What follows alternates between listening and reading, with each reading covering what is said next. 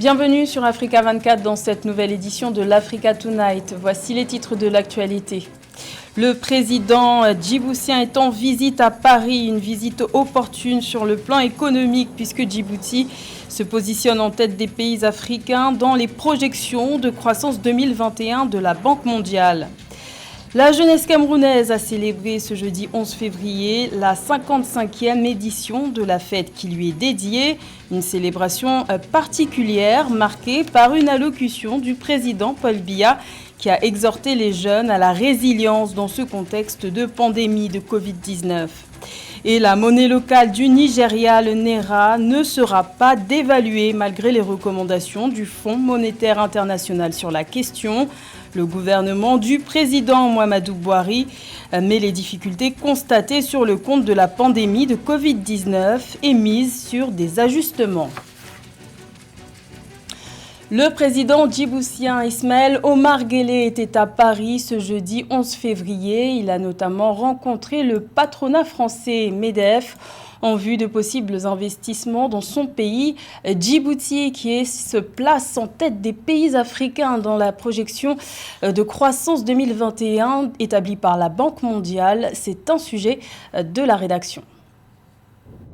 L'économie djiboutienne devrait, selon la Banque mondiale, enregistrer le plus fort taux de croissance du continent en 2021, soit 7,1%, suivi du Kenya à 6,9%. Un rebond de l'activité économique en grande partie dû à la bonne gestion nationale de la pandémie de Covid-19.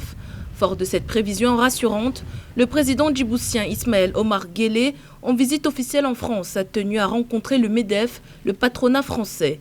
Objectif affiché, vanter le potentiel et l'attractivité de l'économie djiboutienne auprès des investisseurs français. Djibouti est une terre d'avenir et d'opportunités. Et nous souhaitons que la France et les entreprises françaises participent activement à nos côtés au développement de ces opportunités. Ce que vous savez peut-être moins, c'est que notre port est devenu l'un des 3 importants en Afrique sur les grandes routes mondiales, avec Durban et Tanger. Ce que vous savez peut-être moins, c'est que 8 câbles sous-marins de télécommunications atterrissent à Djibouti, ou encore que notre système financier est le plus stable de la région. Notre monnaie est en parité fixe avec le dollar. Elle est convertible sans restriction. Il n'y a ni contrôle de change, ni double marché des devises. Et dans une région où les paiements extérieurs sont un sujet de préoccupation, notre masse monétaire a une couverture de 110%. En devise forte, et notre système bancaire commercial détient l'équivalent de 50% du PIB en avoir extérieur. Si nos banques sont surliquides, c'est ce que nous ne sommes pas qu'un hub logistique. Nous sommes devenus un hub financier. Un appel qui déjà séduit chefs d'entreprise et investisseurs. Et nous sommes également très intéressés pour échanger avec nos collègues djiboutiens pour étudier comment allier le dynamisme et la volonté d'entreprendre de vos entrepreneurs avec le savoir-faire des entreprises françaises. Nous avons prévu, Monsieur le Président, et nous avons échangé avec le Président Geoffroy Roux de Bézieux, que nous allons organiser une visite à Djibouti. Depuis 2016, année de sa réélection, le président djiboutien Ismaël Omar Guelleh multiplie les plans d'action pour renforcer l'économie de son pays. Plusieurs plans qui ont déjà permis de consolider fortement ses infrastructures dans les secteurs portuaires et aéroportuaires, de l'hôtellerie, de la finance, de la logistique, de même que celui des énergies. Reste à relever le défi d'une croissance inclusive grâce à une meilleure répartition des fruits de la croissance attendue en 2021. Et il est à noter que le président Ismaël Omar Guelleh sera reçu ce 12 février à l'Élysée. Une audience qui intervient à moins de 2 mois de l'élection présidentielle du 9 avril, à laquelle le président Ismaël Omar Guelleh est candidat à sa propre succession. Pour rappel, Djibouti est le pays qui abrite la plus grande base militaire française à l'étranger. Le Cameroun a célébré ce jeudi 11 février 2021 la 55e édition de la fête de la jeunesse. Cette année, le contexte était particulier puisqu'il était marqué par la pandémie de Covid-19. Le président Paul Biya a exhorté les jeunes à faire preuve de résilience face à la pandémie de Covid-19. Un sujet de Graziella Chakonte et Corinne Camden. 11 février 2021. Comme chaque année, le Cameroun a célébré ce jeudi la fête de la jeunesse. Une 50e édition, pas comme les autres. Le traditionnel défilé a été annulé sur toute l'étendue du territoire national en raison de la crise sanitaire. Le président Paul Biya, en revanche, n'a pas dérogé à la règle. Dans une allocution solennelle ce 10 février, il a appelé les jeunes Camerounais à la résilience. Mes chers jeunes compatriotes, comme je vous l'ai souvent répété, vous ne devez jamais désespérer de votre pays. Vous devez garder foi en l'avenir d'un Cameroun qui gagne et où chacun se met volontiers au service de l'intérêt de tous. À chaque génération correspond une mission historique à accomplir pour le devenir de la nation. Il est clair que la vôtre aujourd'hui est en rapport avec la préservation de la paix, de l'unité et de la prospérité de notre pays. Une instruction en parfait accord avec le thème retenu cette année, jeunesse, résilience, défis et opportunités en temps de Covid-19. Et au nombre des défis qui se dressent devant la jeunesse camerounaise, la préservation de la paix et de l'unité nationale, le renouvellement de la classe politique et l'emploi. Notre pays vient de parachever la mise en place de ces institutions démocratiques telles que prévues par la Constitution.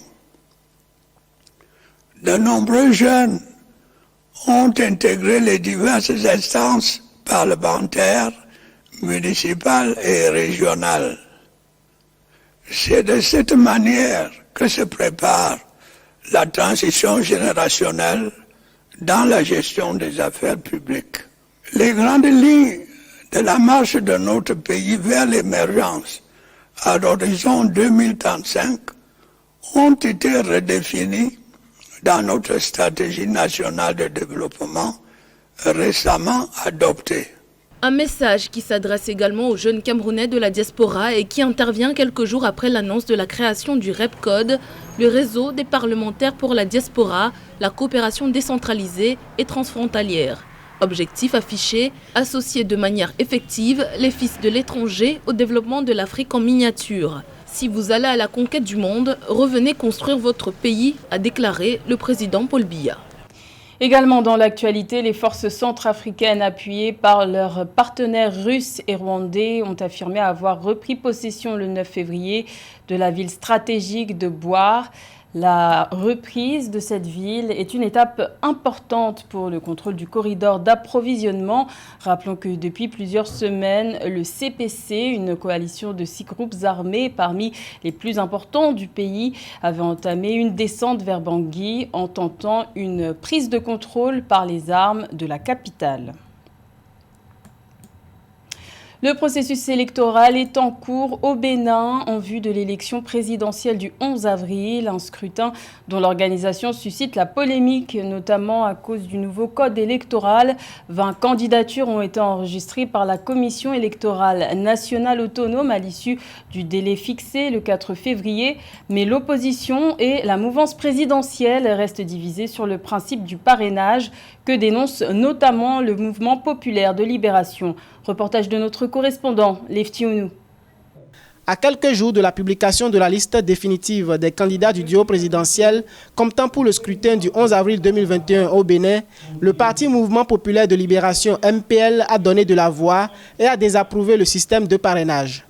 Après avoir été recalé par la Commission électorale nationale autonome Sénat pour les communales et municipales du 17 mai 2020, le MPL présidé par l'activiste Sabi Sira Korogone n'a pas réussi à proposer ses candidats pour le compte de la présidentielle du 11 avril 2021. Les raisons évoquées sont entre autres la non-obtention du parrainage des candidats du parti qui pourtant était annoncé depuis août 2020 par les responsables du MPL. En déposant les dossiers avec le duo prescrit par la Constitution et le Code électoral révisé, ceux qui l'ont fait viennent de valider le processus électoral en cours et ne sont donc plus éligibles désormais à parler au nom du peuple. Le mouvement populaire de libération réaffirme son opposition au régime de Patrice Talon et lance la deuxième phase de sa lutte pour l'alternance au pouvoir en avril 2021. Aujourd'hui, de notre position, parce qu'on n'a pas déposé, nous sommes capables de contester le processus. Ceux qui ont déposé ne doivent plus contester le processus. On a fait ce qui est humainement possible pour obtenir les 16 parrainages. On ne l'a pas eu. Quand on ne l'a pas eu, si des élus qui sont des pères de famille, des compatriotes se sont rétractés à la dernière minute pour les raisons que moi j'ignore, je ne saurais aller braquer des parrainages pour aller déposer un dossier complet. Le MPL a rendu un hommage au candidat déclaré à la présidentielle du 11 avril 2021, Ganiou Soglo, qui s'est conformé aux lois électorales de la Constitution du 11 décembre 1990 en déposant son dossier sans colistier et sans parrainage. A noter que l'ancien ministre Ganiou Soglo a été victime le vendredi 6 février 2021 d'une agression par balle par des individus non identifiés. L'enquête sur cette tentative d'assassinat de Ganiou Soglo, candidat à la présidentielle, se poursuit. Le Nigeria ne procédera pas à la dévaluation du Naira comme recommandé par le Fonds monétaire international. Le gouvernement du président Muhammadu Buhari n'est pas disposé à autoriser la dévaluation de la monnaie nigériane.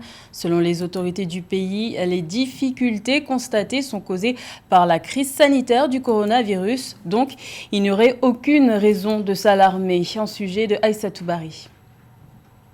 Le président Muhammadu Buhari rejette la dévaluation de la monnaie nationale, le Naira, recommandée par le Fonds monétaire international, alors que le pays fait face à une forte inflation. La devise nigériane s'échange sur le marché parallèle de Lagos à un cours proche de 470 unités pour $1. Or, le cours officiel de la Banque centrale du Nigeria est de 379 Naira pour $1. Le Nigeria est déjà riche d'une expérience en matière de dévaluation. Effectivement, le 8 juillet 2020, le Naira avait connu une légère dévaluation, et ce qui avait quand même posé des problèmes. Les intermédiaires boursiers étaient dans l'embarras et les perspectives n'étaient pas rassurantes. Ça avait posé énormément de problèmes pour tous ceux qui avaient acquis des actions et des obligations sur le marché financier. Dans leur réponse au FMI, les autorités nigérianes ont mis l'accent sur les ajustements déjà réalisés depuis le premier trimestre de 2020 pour plus de flexibilité. Outre les ajustements des taux officiels, la Banque centrale a réduit son taux directeur, ramené de 13,5% à 11,5% à la fin de 2020. Une dévaluation permet d'une manière générale à rendre plus intéressante son économie, à rendre plus intéressantes ses exportations quand celles-ci ne sont pas faites en devises. Or, le problème que connaît le Nigeria, c'est un problème, elle a un gros gap avec des devises en dollars, et vous imaginez bien que si elle dévalue encore sa monnaie, elle va être dans des difficultés encore beaucoup plus importantes. C'est la dépendance du pétrole qui crée un petit peu des tensions et qui ne facilite pas du tout la prise de décision par le président Buhari. Le fonds a également recommandé un relèvement de la taxe sur la valeur ajoutée afin de porter son taux relevé de 5% à 7,5% par la loi de finances 2020 à au moins 10% en 2022 et 15% en 2025. Les autorités mettent plutôt l'accent sur la mobilisation des recettes intérieures en renforçant le recouvrement de l'impôt, en modernisant l'administration fiscale et en élargissant l'assiette fiscale. La Guinée équatoriale est le premier pays africain à recevoir le vaccin anti-Covid-19 du laboratoire chinois Sinopharm. Le pays a reçu le 9 février 100 000 doses de ce vaccin. La campagne de vaccination sera prochainement lancée sur les 50 000 premières personnes à risque. Les explications de Joël-Marie Ballot. La Guinée équatoriale se retrouve en pole position pour recevoir le vaccin Covid-19 développé par la société pharmaceutique chinoise Sinopharm. L'objectif du gouvernement équato-guinéen étant de parvenir à la vaccination du pourcentage le plus élevé de la population tout en optimisant leur bien-être et leur santé. Un processus qui se déroulera de façon progressive en fonction des personnes prioritaires comme cela se fait au niveau international. Ce don de la Chine au peuple équato-guinéen traduit la solidarité et l'amitié qui lient les deux pays. C'est la première donation de la Chine à un pays africain. Le président chinois concrétise ainsi sa promesse d'accompagner les pays africains dans la lutte qu'ils mènent contre le Covid-19. Ces premières doses africaines dirigées vers la Guinée équatoriale seront administrées dans un début à 4% de la population. Ce pourcentage est représenté par les personnes en première ligne face à la bataille sanitaire contre la Covid-19, que sont les soldats de la santé, les personnes à haut risque de mortalité par le coronavirus, le personnel de sécurité et les agents publics à haut niveau d'exposition en contact avec les voyageurs. Au nom du peuple équato-guinéen et du président de la République, je transmets ces remerciements au peuple chinois pour ce don de vaccin. Nous sommes heureux pour ce geste et confiants en l'efficacité de ce vaccin contre le Covid-19. Nous remercions le peuple chinois et que vive cette amitié de longue date. Après l'approbation par le gouvernement du plan national pour l'introduction du vaccin anti-Covid-19, une commission technique a été mise sur pied pour effectuer des travaux de réception, de transfert et de stockage correct des vaccins. Signalons que cette opération coïncide avec le 50e anniversaire des relations bilatérales entre la République populaire de Chine et le gouvernement de la Guinée équatoriale. C'était le journal de la rédaction. Merci de l'avoir suivi. L'information continue sur Africa 24.